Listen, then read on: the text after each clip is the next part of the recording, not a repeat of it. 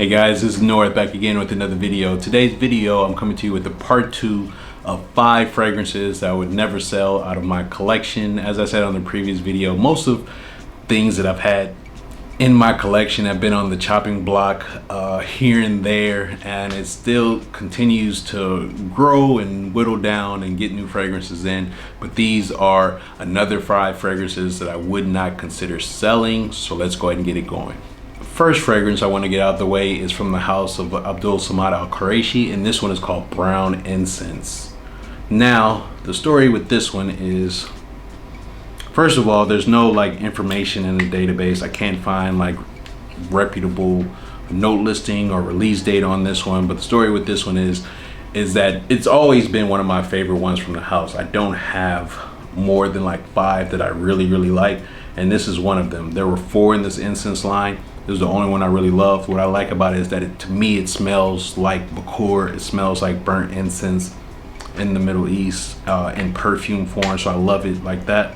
I did sell it to my colleague thinking that I could get another bottle, and come to find out it was discontinued.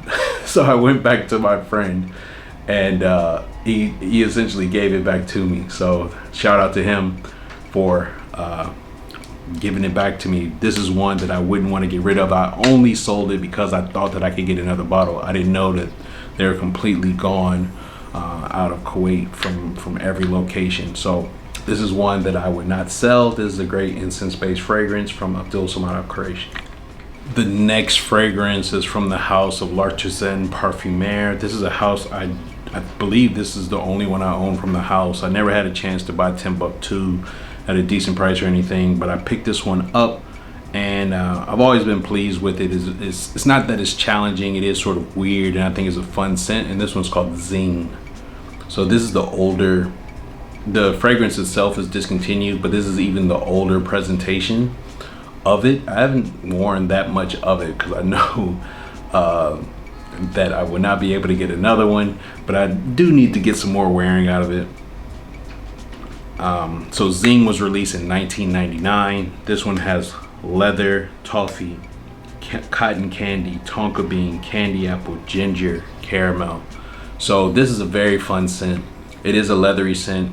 It's supposed to be reminiscent of smells that you would get at a circus. That's why there's a girl on top of a bear or a tiger on here. So you have the leathery facets, the animalistic aspect to it, along with apple and cotton candy. So the sweet aspects in the air, along with the smell of animals and hay and whatnot. But this is a fragrance that I would not consider selling. Let's keep it moving. The next fragrance is from the house of Stefan Humbert Lucas. This particular fragrance, I remember raving about it ever since I got it. It was, at the time, it was the most expensive fragrance that I bought, especially for a 50 ml. So this one is called Now is another fragrance that smells like Bakur, but the thing about this one, it smells like a particular Bakur. It smells like one called Mahmoud Bakur.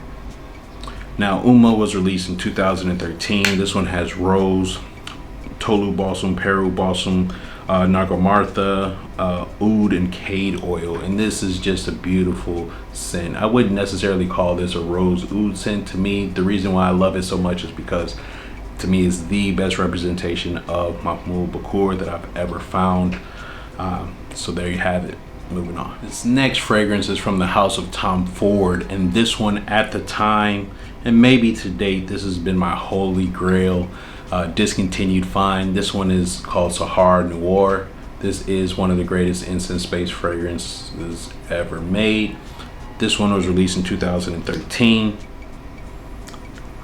It has labdanum, cypress, incense, beeswax, benzoin, oud in it, along with a bunch of other notes. And it's a great semi-sweet incense-based fragrance. I did pay a premium for this one, of course. At the time, I got a little bit cheaper than what he was originally asking, but this is one that I had to have. I was just crazy about getting it. I finally got it in. I haven't worn it in a long time. I need to give it a run, but it does only come in a 50 ml. So let's move on to the last one. And the last fragrance on this video that I would not consider selling is from the house of MDCI, and this one is Sheeper Palatin. Now this one, I would not consider selling. This should have been in the first video. This is like a top 5 fragrance of all time for me. Chypre Palatine was released in 2012. It does have a lot of notes in it. It has galbanum aldehydes, labdanum, clementine, rose, total balsam, castoreum, a bunch of notes. And it's considered a Chypre fruity. It's just a great scent. You know, even when me just smelling it out of the nozzle right here, it gives me a uplifting of my mood. It's such a great scent, you know. This is a masterpiece to me, you know. Is it the greatest Chypre fragrance? I don't know, because some people consider it an amber. I would say it's like an amber Chypre type scent, but it's really great. I even have the 100 ml in the Silk Road edition. When I saw that come in, just asked them how much it was, and I copped it, no questions asked. So that's it. This one should have been in the first video. Let me know some of the fragrances that you would never sell out of your collection. Me, almost anything would go except for these ones that I'm going to mention. So I'll try to come up with 2 more installments of this, so I will have reached 20 fragrances that if I whittled it down, these 20 fragrances would be ones that I would not sell out of my collection and that I would keep. Please let me know some of the fragrances that you consider that you would never sell. Please let me know in the comments. Please like, comment, and subscribe. I'll see you on the next one, guys. Peace.